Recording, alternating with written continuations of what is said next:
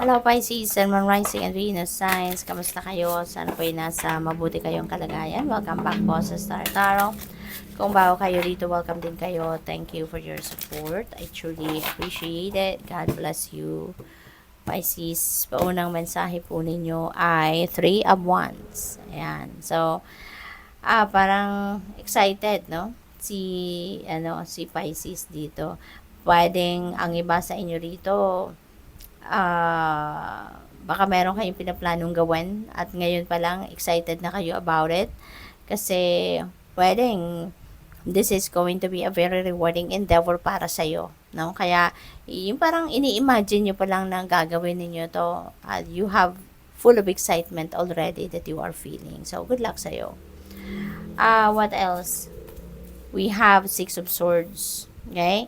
So, maybe magta-travel na kayo. Baka meron na kayong pupuntahan, no? Related dito. Pwede rin naman na yung travel na to, may mga swords pa kayong kasama. May bagahe pa kayo. So, baka nanggagaling kayo dito sa isang sitwasyon na magulo, mahirap, yung ganon. At, but you are going to leave, no? That situation. You are going to, change your place of residence siguro. Baka relocation ito eh. Baka magpapalit din kayo ng trabaho, maghahanap kayo ng ibang employer, yung ganon. Kasi parang kayo dito, iiwanan ninyo dito ang isang sitwasyon na mahirap para sa'yo. Kaya nga, sa pagpunta ninyo kung saan, although bit-bit nyo pa rin yung sama ng loob, yung hirap, yung parang, yung parang aftermath, 'di ba?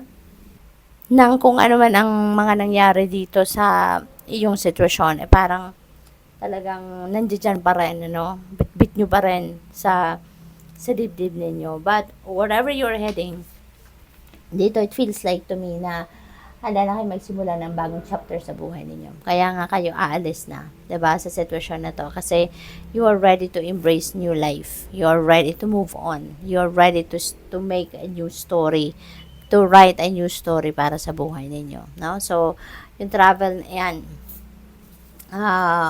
optimistic, no? Ang ninyo, ang nararamdaman and hopeful kayo, no? Na things are going to turn into a better situation para sa'yo.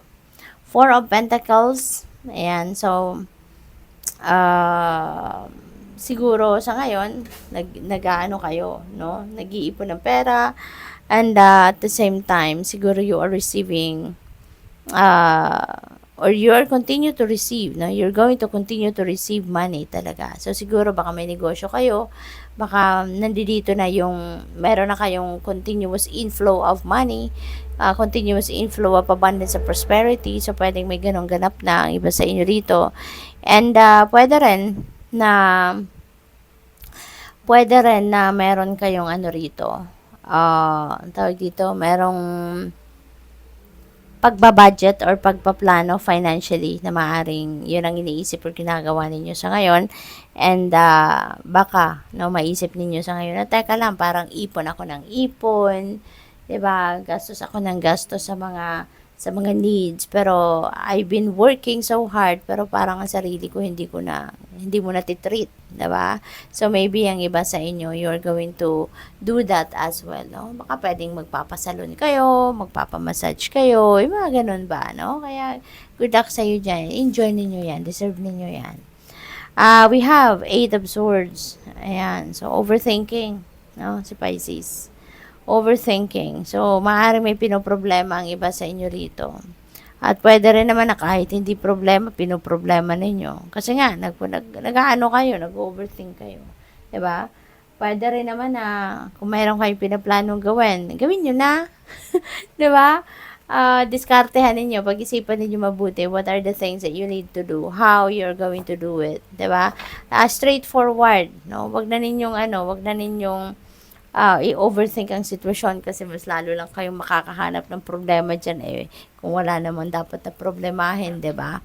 So, mag-isipan ninyong diskarte, paano ninyo to gagawin, then go for it. Wag na ninyong don't make it complicated anymore, no, Pisces. Just do it, sabi dito. Stop overthinking and just do it. Okay? So, tingnan natin kung ano pa ang ganap. We have blessing, napakaganda. See, focus kayo sa positive energy, okay? Para nang sa gayon yung mga biyayang ito, walang maging sagabal dito at talagang ito ay magtuloy-tuloy na dumating sa buhay ninyo. Okay? So, there's going to be fulfillment, well-being, and enlightenment din na paparating sa iyo. So, definitely, yung 8 of Swords na to, that's going to fade away. No? Kasi may enlighten kayo, magkakaroon kayo ng clear direction of where you are heading and what you need to focus on. So, that's really good. What else? We have strategy. Ayan. So, planning stage. Ito, ninyo, no, Pisces. You're going to make plans sa ngayon, so which is really good. No? At kung ano man yung mga pinagpaplanuhan ninyong gawin, that could be related to these two energies, no? Na siguro magpaplano kayo kung ano nang gagawin ninyo. What's next for you, 'di ba? Kaya that's good, no? Sige, pagplanuhan ninyo 'yan. Ilista ninyo yung mga things na dapat ninyong gawin. Kailan kayo magsisimula, paano ninyo sisimulan. Just go straight forward to that, no? To implementing your plans and don't overthink anymore kasi mas lalo na makukomplika yung sitwasyon ninyo, okay? We have robbery. Ayan. So, this is mag-iingat kayo, ha? Sa mga pinaplano ninyo. Huwag ninyong ikikwento yan sa iba. No? Kasi pwedeng masabotage siya ng iba. Diba? So, ingat kayo with what you share with other people. With whom you share with. No? Kung ano man ang mga pinaplano ninyo or kung ano man ang mga ginagawa ninyo. Okay? So, and even your valuables, material things. No? Kung ano mga mahalaga sa buhay ninyo. Alright? Anuhin ninyo yan. Ingat kayo. Okay? Na huwag ninyong isi-share sa kung kanino man na basta-basta lang. Para sigurado kayo na sa inyo yan. We have protest. Ayan. So, maaaring ang iba sa inyo dito magpo-protesta, magre-reklamo, magko-complain. So, pwedeng ganun. Baka meron kayong gustong gawin, hindi ninyo magawa kasi baka kinokontra ng iba. No? Kaya kayo ay magrereklamo, pwedeng ganon.